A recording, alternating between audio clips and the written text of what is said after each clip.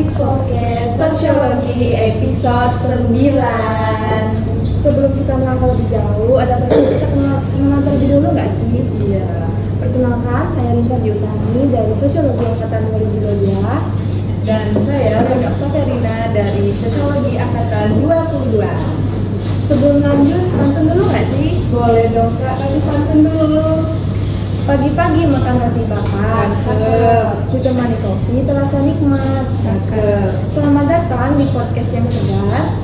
Semoga obrolan kita semakin bermanfaat. Wow, pasti bermanfaat dong ya. Nah, kalau episode kemarin kita membahas tentang duta kampus, di episode ini kita membahas apa sih, Kak? Kira-kira apa sih yang kita bahas pada kali ini? Sobat Sosiologi, ada yang tahu nggak sih kita bahas apa? Nah, betul sekali, kita membahas menuju langkah baru setelah dunia kampus, yang dari alumni ke dunia profesional. Sesuatu yang pastinya penting banget Kak Rintan, Sobat Sosiologi, buat kalian yang mau siap-siap masuk ke dunia kerja atau kehidupan setelah kampus. Wah, tema ini cocok banget nggak sih untuk mahasiswa semester akhir yang nantinya akan masuk ke dunia kerja? Nah, dan sekarang kita kedatangan tamu yang luar biasa nih. Beliau adalah seorang dosen di Universitas Muhammadiyah Bengkulu yang mempunyai banyak pengalaman selama menjadi mahasiswa. Kira-kira siapa ya? Nah, narasumber kita kali ini adalah alumni Sosiologi Universitas Bengkulu, di mana kita mengenal lebih dalam tentang tema yang kami bawa langsung dari perspektif seorang alumni dari jurusan Sosiologi. Jadi sebelum kita kenal lebih lanjut nih pembahasan kita, ada baiknya kita mengenal lebih dalam tentang bintang tamu kali ini. Nah, di tahun 2010 beliau lulus di Universitas Bengkulu dengan gelar S.Sos, dan di tahun 2013 beliau lulus S2 dengan gelar MSI di Universitas Andalas. Untuk pekerjaan, sekarang beliau seorang dosen di Universitas Muhammadiyah Bengkulu sebagai dosen sosiologi. Nah, selama kuliah beliau pernah mengikuti organisasi loh di tahun 2009 sampai 2010, aktif di organisasi BEM Universitas dan Humas Dagri dengan tanggung jawab menjalin kerjasama dengan pihak luar kampus untuk aktivitas-aktivitas bersama. Gak perlu nunggu lama-lama lagi nggak sih? Kita sambut narasumber kali ini, ada Mbak Ayu. Halo Mbak Ayu, selamat datang di Asik Podcast Sosiologi. Gimana kabarnya Kak? Alhamdulillah baik, terima kasih undangannya ya. Sudah ngajak saya di Akosi ya? Iya. Keren. Senang banget bisa ngobrol sama Mbak hari ini. Boleh dong Mbak perkenalan diri terlebih dahulu supaya mahasiswa tahu nih sama alumninya. Oke, halo, perkenalkan saya Ayu Jayanti. Sebenarnya saya mungkin udah sering ya terlibat di dalam kegiatan bersama teman-teman alumni, terus juga dengan teman-teman yang masih berkuliah saat ini. Saya Ayu Jayanti, saya alumni sosiologi, masuknya tuh tahun 2006. Saya nggak tahu kan 2006 mungkin masih umur 2 tahun. Oke, jadi mungkin gap umurnya lumayan ya, tapi menurut saya it's okay. Kemudian saya lulus dari UNIF itu tahun 2010, kemudian saya melanjutkan aktivitas perkuliahan di Universitas Andalas sampai dengan tahun 2013. Lalu 2014 saya kembali ke Bengkulu dan sampai saat ini saya aktif mengajar di Universitas Muhammadiyah Bengkulu. Berarti langsung lanjut S2 ya Mbak? Iya. Bisa cerita sedikit nih menurut Mbak, apa sih yang membuat topik kali ini tuh menarik? Oke, pada saat diberitahu dan diajak untuk bergabung dalam agenda podcast Akosi ini, saya menjadi sangat tertarik karena berbicara tentang bagaimana dari dunia kuliah ya menuju ke dunia profesional. Apalagi kalau kita kan di jurusan sosiologi yang kebanyakan masih banyak datang kita yang berpikir nanti setelah ini tuh jurusan sosiologi itu mau kemana sih? Apa sih yang harus disiapkan dari kita yang anak-anak sosiologi pada saat kita mau masuk ke dunia kerja? Karena kalau kita bandingkan dengan yang divisi lainnya, itu kan mereka sudah kayaknya itu udah jelas arahnya, udah jelas arahnya. Nah kita tuh gimana? Nah itu yang menurut saya mungkin bisa sharing sedikit berkaitan dengan apa yang harus kita persiapkan saat kita ingin masuk ke dunia profesional. Menarik sekali sih. Iya. Boleh nih Mbak ceritain sedikit menurut pengalaman Mbak sendiri nih, setelah lulus biasanya apa sih yang paling bikin bingung Mbak? Apakah soal cari kerja, gimana karir, atau malah mikir mau apa ya? Oke. Sebetulnya pada saat mau lulus ya menjelang lulus nih ya, mulai ada kebingungan itu. Aduh, nanti abis ini saya harus apa ya? Mau cari kerja, tapi kalau di PNS tuh kayaknya kok formasi sosiologi sedikit banget ya kan. Terus kalau mau kerja di bidang yang lain kok kayaknya agak melangkahi keilmuan sosiologinya. Jadi menurut saya yang kadang-kadang bikin bingung itu ya itu kan. Jadi menentukan setelah ini mau kemana dan setelah ini harus seperti apa gitu ya. Jadi bukan dari teman-teman yang sekarang, bahkan dari saya sendiri pun awalnya juga merasa kayak saya habis ini mau ngapain ya, mau kemana ya, harus seperti apa yang saya lakukan gitu. Jadi biasanya itu adalah kebingungan yang wajar terjadi, apalagi kalau misalnya, nah ini yang dicatatkan ya, apalagi kalau misalnya selama perkuliahan atau selama proses menjalankan kegiatan akademik itu memang benar-benar hanya fokusnya ke bidang akademik aja. Jadi kita tidak berupaya untuk mengembangkan soft skill, kita tidak berupaya untuk mengembangkan jaringan, dan pasti akan menjadi suatu hal yang kemudian menghantui kita menjelang lulus. Nah, menurut pendapat Mbak nih, seberapa penting sih pengalaman magang atau ikut organisasi? Karena dari yang kita lihat kan banyak orang yang bilang kalau nanti ikut organisasi kuliah terganggu gitu Mbak. Nah, menurut Mbak gimana? Kebetulan di zaman saya itu belum ada magang. Dulu belum ada magang. Magang itu kayaknya baru beberapa tahun terakhir ya itu ada magang. Kemudian selama perkuliahan memang saya untuk organisasi itu sebenarnya di Hima, tapi kan memang nggak terlalu aktif pada masa itu. Kemudian juga di fakultas juga sempat diajak untuk ikut bergabung, tapi saya memilih untuk tidak ikut bergabung. Justru pas di akhir di tahun 2009 itu kan saya udah skripsian, dan di situ yang saya ikut gabung ke UNAM, tapi langsung ke BEM Universitas. Sebenarnya bukan karena ketakutan mengganggu perkuliahan atau takut nanti lama lulus atau segala macam, tapi memang pilihan pribadi saya justru enggak ikut organisasi karena saya kerja. Jadi dari awal masuk kuliah itu saya udah kerja, dan pekerjaannya pun juga bermacam-macam. Disesuaikan dengan kebutuhan saya. Jadi kayak misalnya saya cerita dikit ya, agak melenceng ya, karena tadi kan teman-teman aja magang, saya nggak magang gitu kan, saya justru langsung kerja. Pas di awal-awal semester itu awal proses kuliah ya, saya kerja di rental komputer. Jadi di rental komputer itu saya biasanya ngetik tugas orang, karena pada saat itu saya sendiri belum punya komputer, belum punya laptop. Nah, jadi kemudian saya berusaha gimana caranya saya bisa dapat duit, saya juga bisa ngerjain tugas saya tanpa harus bayar. Akhirnya saya kerja di rental komputer. Nah, kemudian di rental komputer nggak terlalu lama sih, sekitar 3 bulanan. Jadi karena memang kerjaannya luar biasa. Untuk ya masa itu kan mahasiswa nggak semuanya punya laptop atau komputer ya. Jadi aku semuanya dilemparin ke rental komputer. Akhirnya sering terus kuliah, terus pulangnya sampai malam gitu kan. Akhirnya ada sendiri terus kan nanti. Nah, kemudian di semester 3 tahun kedua kuliah itu saya kerja di warnet. Itu pas warnet baru mulai muncul. Nah, karena apa? Karena saya udah punya laptop, tapi saya nggak punya jaringan internet yang memadai. Kalau misalnya harus bayar warnet itu setiap hari, lumayan kan? Itu masih 3.000 per jam. Dan akhirnya saya berpikir gimana caranya saya bisa dapat duit dan saya juga bisa dapat fasilitas itu secara free. Akhirnya saya kerja di warnet. Itu saya lumayan lama, sekitar 1,5 tahun kerja di warnet. Otomatis kan saya dapat free free akses ya, dan akses ke internet, saya dapat gaji juga. Dan memang makanya itu kenapa saya tidak ikut di organisasi sampai kerja di 1 tahun sampai dengan menjelang akhir. Nah, kemudian saya resign dari warnet itu pas menjelang KKN. Nah, tapi sebelum itu saya udah prepare untuk skripsi dan segala macam. Setelah selesai KKN, saya udah ditawarin dulu mau kerja tadi nggak buat kerja, tapi saya memutuskan kayaknya enggak deh, ya, karena saya udah mau terus ke skripsi. Tapi karena udah kebiasaan kerja, kebiasaan cari duit, akhirnya kayaknya saya harus aktivitas lagi. Aku saya kerja di Gramedia. Waktu itu Gramedia baru awal-awal buka ya, Gramedia baru awal-awal buka masih di Mega Mall waktu itu. Baru lihat dari 2009 kayak masih ini banget ya, masih bocil banget, itu masih main-main ya. Jadi saya kerja di Gramedia tapi nggak lama juga, 1 bulan magang itu karyawan tambahan untuk menjelang pengangguran baru. Jadi sebulan kerja di sana. Dan sebenarnya dari kerja-kerja yang saya lakukan tanpa disadari itu saya membuka relasi. Ya, saya membuka relasi, kemudian saya juga membuka pengetahuan, saya mendapatkan pengalaman yang luar biasa tentang bagaimana dunia kerja seharusnya. Nah, jadi tapi tetap aja sih menjelang lulus agak bingung juga ini mau kemana ya kan gitu. Kemudian berpindah ke organisasi yang saya ikuti itu di tahun 2009 itu memang pas saya skripsian. Jadi setelah KPN, kemudian saya selesai kerja yang di Gramedia, kemudian saya diajak untuk organisasi ini. Oke, baru saya ikut organisasinya karena memang udah nggak ada ngambil kerjaan lagi deh setelah itu.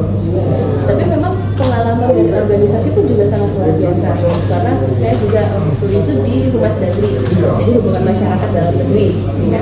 Karena kita memang belum berbicara yang luar negerinya ya kan, kita masih kalau lokal itu udah oke, tapi kayak untuk mengembangkan jaringan yang lebih lagi berarti kita harus ke tingkat nasional. Nah itu seperti apa? Nah jadi waktu itu di BEM kita berhasil membuat kegiatan-kegiatan mengundang tokoh-tokoh nasional, dan waktu itu yang paling lama kegiatannya sekitar 5 di Tahura. Kita mengundang Mas Eko Prayitno. Teman-teman ada yang tahu nggak? Dia aktivis sosial ya, dia aktivis sosial, penulis buku juga. Bukunya ada yang orang miskin dilarang sekolah, orang miskin dilarang sakit. Jadi dia memang orang yang sangat fokus kepada isu-isu sosial, terutama untuk orang-orang yang kelas bawah. Jadi kita mengundang beliau, kemudian kita juga pernah mengundang kalau teman-teman ikuti berita politik ya kan, nah itu dia orang yang juga pernah kami undang ke sini dan beraktivitas bersama kami. Dan jadi secara tidak langsung dari aktivitas organisasi yang tadi kami juga berhasil kayak oh ternyata seperti ini loh kan, untuk mengupayakan relasi, mengupayakan jaringan dan mengupayakan kerjasama itu sebegitu menariknya. Karena mungkin kayak kalian ya mau mengundang alumni, mau mengundang kakak tingkat itu kan dari deg-degannya ya. Ada juga kayak wah ini nanti berhasil atau enggak, ini sukses atau tidak ya kan gitu. Tapi kemudian ternyata kita bisa gitu ya, ternyata kita bisa kok. Dan ternyata kebetulan yang kami undang itu memang bukan orang yang terlalu disanjung atau seperti apa, jadi kayak mereka sangat humble. Nah ini juga yang kemudian menjadi pembelajaran buat saya dan teman-teman bahwa ya kita ini siapa sih ya kan, kita tuh mau sombong apa yang mau disombongin ya kan. Nah jadi banyak sekali sebenarnya hal-hal positif yang berhasil saya dapatkan dari kegiatan organisasi yang hanya setahun tadi ya kan, di luar dunia pekerjaan yang saya jalankan.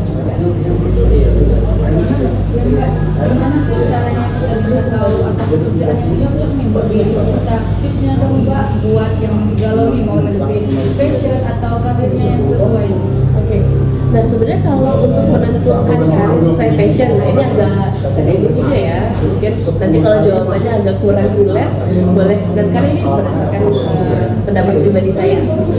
Jadi sebenarnya kalau untuk menentukan pekerjaan, ada beberapa tulisan dan juga ada beberapa kutipan-kutipan yang pernah saya dengarkan bahwa kadang-kadang kita punya passion, tapi pada akhirnya kita nggak punya pilihan untuk mengikuti passion kita. Karena apa? Karena kalau kita mau hidup, ya kita kadang harus melepaskan passion itu. Nah, jadi orang yang bisa bekerja sesuai dengan passionnya itu memang adalah orang-orang yang beruntung. Nah jadi kalau misalnya kita mau kerja tapi sesuai passion, kayak misalnya teman-teman passionnya apa nih? Oh saya passionnya di dunia komunikasi, atau misalnya saya passionnya kayak public speaking, atau kemudian saya passionnya apa kira-kira? Oh saya di dunia kuliner, walaupun kayak anak sosiologi gitu kan. Atau kayak ada beberapa alumni kita juga, mereka passionnya kayak di videographer atau fotografer. Nah pada saat mereka punya skill kan, dan skill itu memang mereka upgrade terus, kemudian mereka juga bisa membangun relasi, membangun jaringan, itu sebenarnya kuncinya.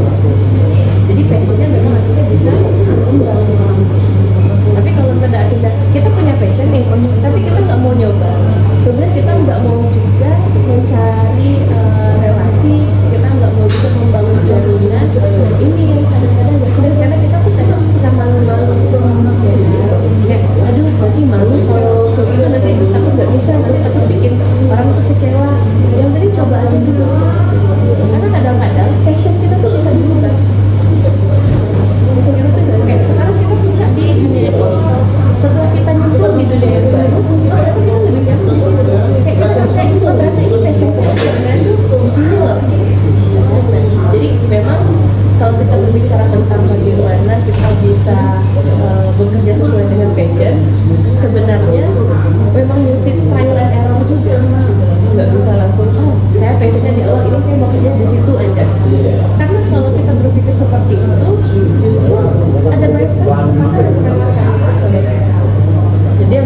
coba aja dulu semuanya gitu. Kayak saya misalnya ya kayak saya kerja ya walaupun bukan karena passion ya, tapi karena dulu kayak kerja jadi tukang peti, kerja di warnet ya kan, atau kemudian kerja di Gramedia yang notabene itu saya jadi SPG gitu kan.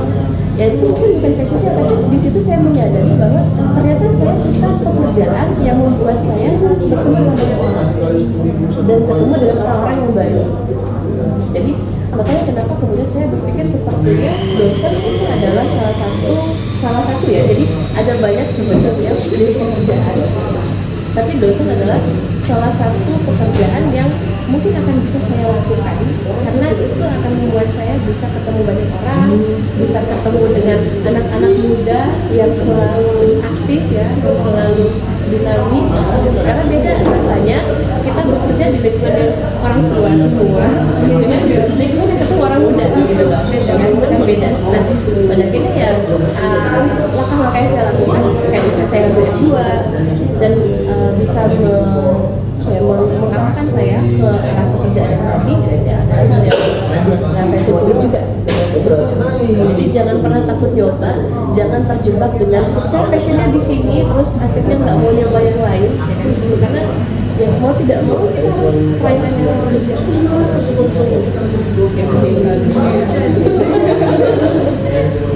Nah, kalau misalnya Mbak jauh terus itu bekerja juga nih, selain dari kerja apa sih yang dilakukan biar nggak stres? Biar nggak stres ya. Ini kayaknya isu-isu Gen Z banget ya. Karena apa? Karena biasanya stres atau kecewa itu kan berbanding lurus dengan harapan. Harapan kalian saat selesai kuliah itu sudah kerja. Kan kalian mungkin punya target 6 bulan harus dapat kerja. Begitu masuk bulan ke-7, aduh ini gimana ya? Rasa kayak orang paling tidak berguna sedunia mungkin gitu kan. Nah, tapi sebenarnya kita harus yakin bahwa kalau kita sudah mengusahakan yang semaksimal mungkin, itu kita pasti akan ketemu jalannya. Apapun itu, saya nggak bisa mengatakan ini adalah miracle, tapi ya ketemuan Tuhan itu luar biasa loh. Jadi pada saat kita selalu melibatkan Tuhan dalam setiap langkah kita, mudah-mudahan kita akan dimudahkan jalannya. Kadang-kadang nggak mudah, tapi oh ini yang terbaik buat dia. Jadi jangan pernah melupakan. Kadang-kadang kita saking yakinnya, saking percaya dirinya itu salah. Tapi kita lupa melibatkan Tuhan dalam setiap rencana kita. Manusia bisa berencana, tapi Tuhan yang menentukan. Tapi harus ada usaha maksimal dulu. Kalau misalnya setelah lulus, kalian apa yang udah kalian lakukan? Kalian udah coba masukin lamaran belum? Udah berapa banyak lamaran yang kalian masukin? Udah berapa banyak relasi yang kalian bangun? Karena biasanya pekerjaan itu tidak datang dari lamaran-lamaran yang ada di media sosial, atau kalau sekarang kan media sosial ya, kalau dulu kan di koran. Tapi pasti justru pekerjaan itu datang dari orang-orang yang kita kenal, relasi, dari relasi. Karena ada beberapa pekerjaan itu yang memang tidak dipublikasikan. Banyak sekali sebenarnya pekerjaan itu yang tidak dipublikasikan. Jadi kita yang mesti pintar-pintar membangun relasi. Kalau misalnya dalam berapa bulan kita belum dapat, atau misalnya setahun lah kita belum dapat, kalau kita harus upgrade. Mungkin banyak teman-teman harus upgrade skill, entah itu dari pembelajaran bahasa misalnya.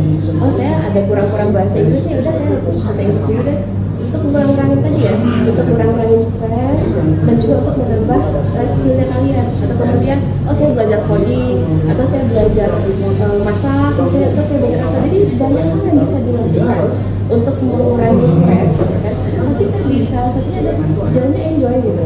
Jalannya enjoy dan yakin bahwa ini sebenarnya bagian dari rencana Tuhan bagi kita. Ya pokoknya jangan apa ya? Kalian tuh kadang-kadang ya, kalau yang saya perhatikan sekarang ya untuk Gen Z ya terutama, karena saya juga sehari-harinya berhadapan dengan ya yang seumuran kalian gitu kan. Belum jalan, belum mulai, tapi insecure-nya itu udah luar biasa gitu. Udah mundur duluan, belum lagi mulai, udah mundur. Gimana mau maju gitu kan? Nah, ini juga yang menjadi tantangan bagaimana. Ini akhirnya jadi PR juga buat saya selaku dosen dan juga teman-teman yang lain ini ya. Jadi kalau kita coba dulu tanya, tapi kayak gini, udah banyak sekali excuse-nya, udah terlalu banyak ya. Nanti kayaknya nggak berhasil deh. Nah, kalau kita mikirnya kayak gitu ya pasti kayak gitu kejadiannya. Karena mau tidak mau, ya balik lagi kalau kita bicarakan filosofi, kita bicarakan filsafat, energi negatif yang di kita itu pasti akan mendatangkan hal-hal negatif juga. Pikiran-pikiran negatif akan mendatangkan negatif. Pikiran-pikiran positif akan mendatangkan hal-hal yang positif. Jadi coba dulu, jangan pernah malu. Kayak saya S1 tapi masa saya kerjanya jadi admin ini sih. Saya S1 tapi masa kerjanya cuma jadi SPG ini sih. Ya nggak masalah, karena itu bisa jadi batu loncatan untuk ke depan tetap harus dengan KPI itu nggak apa-apa deh, saya setahun ini SPG dulu.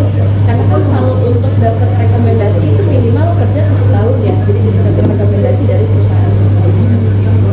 Jadi nggak usah stres tuh kalau jadi untuk mengurangi stres ya kan. Memang kalau untuk mengurangi stres ya jangan kalau tidak salah juga ya. Tapi untuk mengurangi stres tuh perbanyak aktivitas yang positif, kemudian kembangkan cara berpikir yang positif. Stres dulu. Kan lu bapak udah stres dulu gitu kan. Gimana? Nah, ini Mbak ada pertanyaan spesial nih dari salah satu followers di Masos kita, yaitu Mbak Melen Tia. Mungkin Mbak Melen Tia sedang nonton nih. Hai. Kalau menurut Mbak sendiri nih, mendingan langsung kerja atau lanjut kuliah S2 setelah lulus? Seperti yang diketahui Leoni kan, Mbak S2 dulu. Kira-kira Mbak setelah lulus ada kebingungan nggak sih mau lanjut S2 dulu atau tidak dulu? Oke. Nah ini sebenarnya mungkin agak ini ya kontradiktif ya. Jadi kalau misalnya mau kerja dulu atau S2 dulu, sesuaikan dengan kebutuhan. Sesuaikan dengan kebutuhan dan sesuaikan dengan tujuan kalian. Kalau misalnya kalian punya tujuan untuk jadi dosen, berarti harus S2. Tapi kalau misalnya kalian nggak ada tujuan ke dosen, tapi kayak mau S2 boleh, tapi maksudnya agak sayang nanti di waktu. Nah, karena sebenarnya kuliah itu bisa kapanpun, S2 itu bisa kapanpun. Jadi misalnya kalian mau kerja dulu ya, it's okay, nanti juga bisa S2. Tapi kalau kalian memang sudah ada tujuan dari awal, oh saya mau jadi dosen, ya berarti harus S2. Karena syarat minimal ya kan untuk jenjang akademiknya jadi dosen itu harus S2. Tapi kalau misalnya dari saya, apapun kesempatan yang ada di depan mata, hajar aja dulu. Ada kesempatan kerja dulu. Sebenarnya kalau misalnya dapat tawaran beasiswa S2, ya udah ambil aja gitu kan, karena nanti bisa sambil kerja juga. Saya pun pas S2 kemarin itu kuliahnya cuma Sabtu Minggu ya kan, jadi Senin sampai Jumat kan saya free ya kan? Jadi Senin sampai Jumat saya ngapain? Saya buka jasa joki tugas ya, joki tugas kayak karena kan pas S2 itu rata-rata mahasiswanya udah kerja ya kan, dan nggak punya waktu. Jadi saya membantu ya, membantu untuk mengerjakan. Jadi biasanya mereka punya tema apa yang ingin dikerjakan, saya bantu. Kemudian juga untuk pengetikan skrip tesis seperti itu. Jadi ya saya memanfaatkan waktu untuk itu. Bahkan saya juga di kosan itu buka usaha, ya, usaha facial, facial dan massage. Jadi ya pintar-pintarnya anak rantau cari duit lah, ya kan? Jadi memang nggak bisa kita cuma berdiam diri, cuma nunggu duit jatuh, ya kan? Kecuali kalau kita memang selalu disuplai yang cukup, ya kan? Sebenarnya cukup, tapi kan kita kadang-kadang pengen jajan yang lebih ya. Gitu. Jadi kalau kerja dulu atau S2 dulu ya tadi sesuaikan dengan kebutuhan dan sesuaikan juga dengan tujuan. S2 itu bukanlah suatu hal yang dikejar untuk gengsi. Kan kalau sekarang kan banyak yang udah S2 dulu deh biar nanti selesai S2 juga mau ngapain justru bingung juga gitu loh, karena dari dianya sendiri juga nggak punya kemauan untuk jadi dosen misalnya, atau kemudian sebenarnya tuntutan dari entah siapanya misalnya kan dia bukan dari sendiri. Jadi memang itu yang harus diperhatikan, kebutuhanmu apa, tujuanmu apa, dan sesuaikan dengan mau kerja dulu atau mau S2 dulu. Kalau Mbak kemarin karena memang dari awal pengen jadi dosen, ya itu yang dilakukan ya S2. Berarti dari Mbak memulai kuliah S1 tuh nggak ada pikiran nggak mau S1.